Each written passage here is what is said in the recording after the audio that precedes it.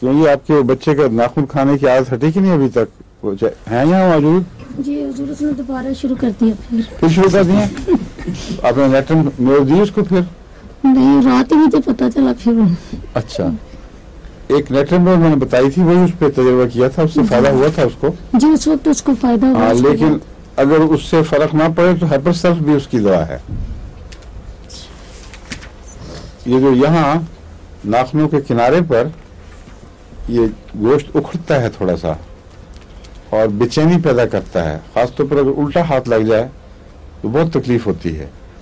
तो इससे शुरू होती है बच्चे की आदत चबाने की।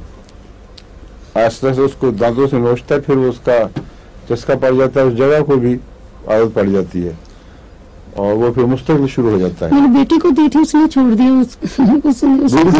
जी, सुबह बिल्कुल ठीक हो गई। लेकिन छोटे को असल में मेरा ख्याल ज्यादा थी। ये आपकी खानदानी मर्ज है? मैं तो नहीं खाती थी। नहीं, अभी अब्बा जान से पूछेंगे, उनको पता है।